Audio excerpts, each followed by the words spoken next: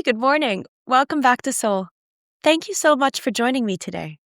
Today, I want to talk about something that's close to my heart, and it's part of the heart, which I guess, is a big part of the soul, because it is, in a way, a love-related episode. You can apply it to other things in life, but the example I'm going to use is one of love. And it's specifically something I've come to call the Cheesecake Theory, because it's come up a lot in the last couple of weeks with a few friends. And that's about knowing what you deserve, what you can offer, and refusing to accept anything that doesn't match the love, effort, and intention that you pour into yourself and others. So let's begin. Recently, me and my friend were talking about how being in your 30s can feel like living in two worlds at once. Around us, there's the friends who are happily married, settled, raising children, and others like us are single and just trying to figure it out.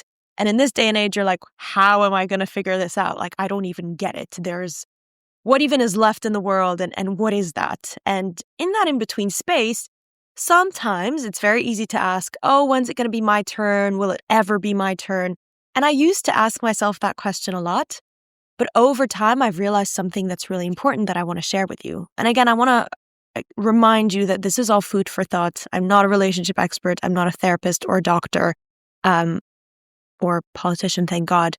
So if you're going through something tough and you need to talk to someone about it, make sure that you speak to a specialist or a friend or someone that makes you feel safe and that you trust. But back to the Cheesecake Theory, sometimes we don't have to wait our turn. We also co-create it. And it's one of those things where when you're speaking to God or with the universe, source, whatever you want to call what is closest to your heart, we also need to do it with our actions and with our standards.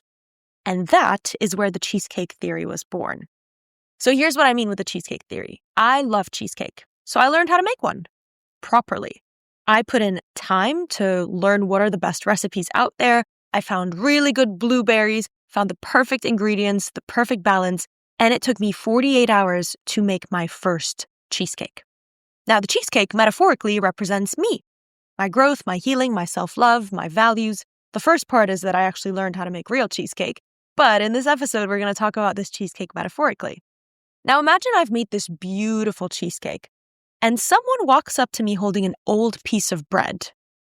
I could trade. I could accept it. It's still food. It's still an option. I do love bread. But it's not really equal. It's not aligned. It's not the same level of care, quality, and nourishment to myself or to the people I'm now coming with this cheesecake with. And in life, especially when we feel impatient, lonely, or even afraid, we may accept the bread. But that bread is the form of half love, maybe inconsistency, and a lot of relationships, opportunities, friendships, jobs, right? Like I said, it's beyond relationships that don't necessarily see the value of the cheesecake. Now, not because bread is wrong, like I said, I love bread, but because it's not your equivalent exchange and it's not even good bread. It's not like someone sat down and made sourdough from scratch for you and came to offer this fresh, amazing piece of bread. But if you are cheesecake, you don't need to accept less than cheesecake energy in return. The more care you put into your cheesecake, the more you love yourself, you grow, you heal, and become who you truly are, the easier it is to recognize when someone is offering you less than what it is you deserve. Your gut becomes sharper, your no becomes clearer, your dignity grows because you know what you are, you know what you've built, and you know what kind of love, what kind of friendship, what kind of opportunities and life match that level you've reached. Now, bear in mind, it could be that not everyone likes cheesecake. Not everyone wants to make cheesecake.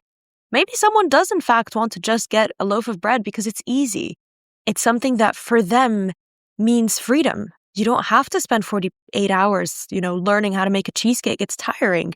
Some people do, in fact, want to just learn how to make steak. Some people just want to make a salad. And I love all of these things, and I do also use those in some of my metaphors. But whatever standard you hold yourself up to, whether it's just, cooking rice, making a salad, sometimes it's even ordering food. Maybe you're very, very good at ordering sushi. Doesn't matter. Point being, you need to understand yourself. And again, remember that these are all metaphors. It's not actually food.